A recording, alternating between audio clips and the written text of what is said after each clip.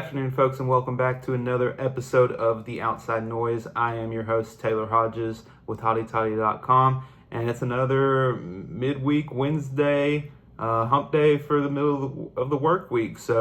And we just did get some breaking news a little while ago, so we're not going to waste any time. We're going to get right to it, okay? So we just learned that Ole Miss guard Cody McMahon, SEC Newcomer of the Year, All-American on every publication's All-American team, yada, yada, yada, everything like that. Number 11 overall picked by the Washington Mystics Monday night. She was just named the 2026 Gillum Trophy Award winner, which goes to the best women's college basketball player in the state. It's definitely not a surprise. She was clearly, hands down, the best player in Mississippi this college basketball season. I would say her closest competition was Madison Francis, the true freshman down at Mississippi State, who led the nation in blocks at one point, I believe, and finished in the top 5 at least. Kind of like what Latasha Lattimore did for Ole Miss this past season as well, because she was right up there in the total blocks too. But Cody McMahon is the best women's college basketball player in the state of Mississippi. It's official, and not a single person is surprised about it, I don't think. Looking at the stats, I mean, it's 19.5 points per game, 45.1% shooting, 5.1 rebounds, 3 assists. And that's just in all the games. And then in SEC, everything kind of got amplified a little bit. 21 points a game, 5.6 rebounds, 3.6 assists per game. So the numbers that are there, the awards are there, the performance is there. Cody McMahon definitely is deserving of this award. And congratulations to her on this award, and also for being drafted Monday night. It's a big honor, and it's a great, exciting time for her in her life. And hey, look forward to seeing what she can do at the next level. So the good news doesn't stop there for Coach Yo and the Ole Miss women's basketball program. On Wednesday, they also got their 6th transfer portal addition, Jada Civil, another guard from Tennessee. Civil was Tennessee had the platoon type of thing where it would, hockey line shift change style substitutions, wholesale everybody in and out. And I think she was in that kind of second tier. She started 10 games. She averaged 6.4 points a game while shooting 41% from the field, 4 rebounds, 1.5 assists. She played in all 30 games and, like I said, started 10 of them. She did have a double-double against Oklahoma when she had a career-high 21 points and 10 rebounds. So that's the type of player that Ole Miss is getting brought back. Now, she's a 6-foot freshman. She's a former 5-star McDonald's All-American out of high school who was heavily recruited by Coach Yo. So it's not a surprise to see Civil come to Oxford, and really the main question now is how good is this portal class actually going to be? Like, in terms of not like next season on the court.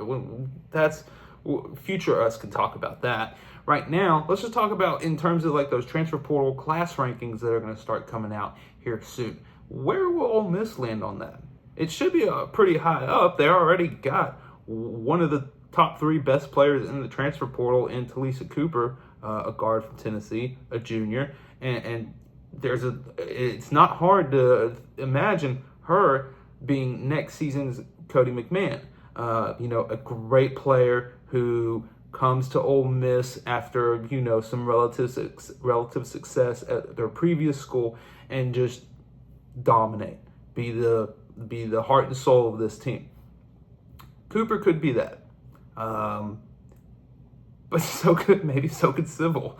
It looks like she has the talent and the skills and the relationship with Coach Yo. So, and you can't just brush the relationship stuff off to the side. All of that comes together and kind of molds into a winning team, winning program, wins and success on the court. So, and it's a good thing to maybe have a second Cody McMahon on the team, because there were some times this year when Cody McMahon just had an off night.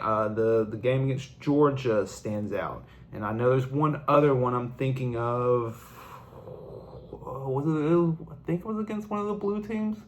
I can't remember to be sure. But there were a couple times this season where Ole Miss needed somebody else to kind of step forward.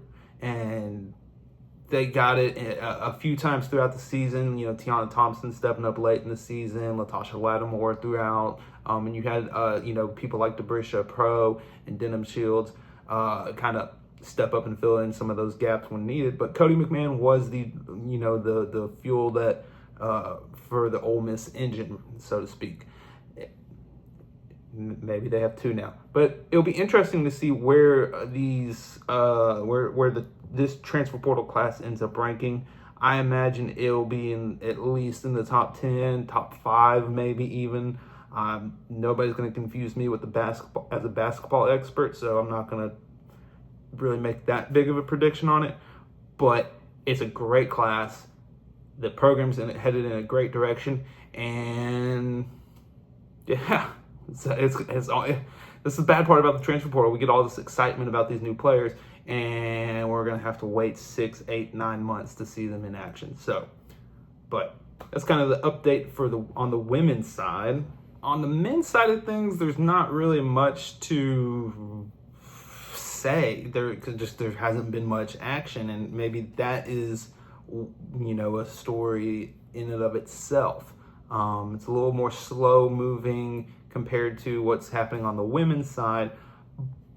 And we are starting to get to that point where, okay, we need to start seeing a few more, names start to come out, because there's never a reason to really hit the panic button right now. And we're so far away from having to do that. But it's just one of those little red flags in Minesweeper that you just kind of click on and you're like, well, we'll just make a note of that. So, all right, so let's shift gears and talk a little bit of Ole Miss baseball now. Last night, the Ole Miss won 10-3 against Southern Miss. Nice little revenge win for the loss down in Hattiesburg by, what was it, February, maybe March, something like that, earlier in the season. Good win. They looked good. The pitching looked solid, and I guess most importantly, the offense and bats were there. And like we've said, if the offense is there, this team is going to be really dangerous come NCAA tournament time. Now, we posted a story earlier today, kind of talking about what Baseball America's Jacob Rudner said about Ole Miss, and yeah, like he said that this team, if they figure it out, and I'm going to paraphrase a little bit, if they figure it out, they will be a very dangerous team in the NCAA regionals and other tournaments beyond that. Now, the one thing that I probably would disagree with Jacob from Baseball America is whether or not Ole Miss ends up as an NCAA host, or regional host, excuse me. I think that they're going to end up that way. It will largely depend on them playing like they did against LSU and last night against Southern Miss. There's 5 more SEC series to go. Well, Tennessee, Georgia, Arkansas, Texas A&M, and Alabama. 4 of those 5 are ranked. 1 or 2 of them, or 3 of them, I think, are in the top 10 right now. But those, things change. And the magic number I've seen online, somewhere around 15 to 18 SEC wins would get you an NCAA regional host, which would mean Ole Miss just needs anywhere from about 7 to 10 more SEC wins. And that's very doable. Tennessee, despite sweeping Mississippi State last weekend, who just seems to be in a funk, Tennessee isn't, the behemoth number 1 overall team in the country like it has been the past couple years. They're beatable. That's a winnable series. Georgia, if you're at the Georgia series and you're sitting in the outfield, bring a glove or a hat so you can catch all those home runs that are going to come flying out there. Who knows what happens there? Arkansas, which version of Arkansas are we going to face? Or Ole Miss? That's a big question. Texas A&M.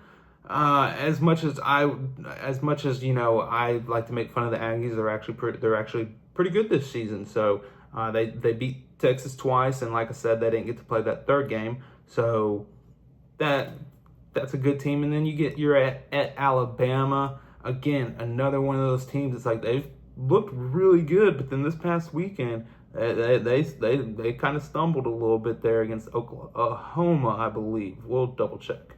But so I think out of all of that, we can find 7 to 10 more wins for Ole Miss. I mean, 10 wins would be going 2-1 in each of these series. Is that gonna happen?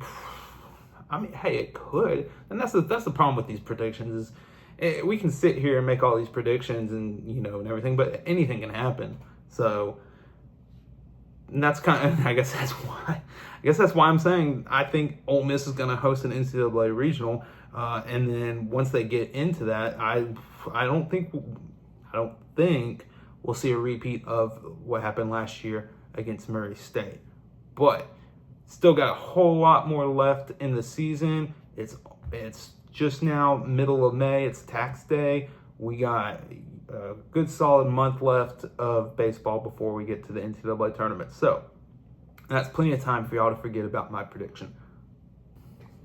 All right, so that's going to do it. That's going to wrap it up for today. We'll be back tomorrow with some shorter stuff, and then on Friday we'll get something out kind of previewing the Ole Miss Tennessee baseball series. We'll touch on some softball stuff and do any updates with the transfer portal news that may or may not come up in the next couple of days. But that's it for today. I'm Taylor Hodges with hottytoddy.com. I hope you enjoy the rest of your Wednesday afternoon and be safe out there.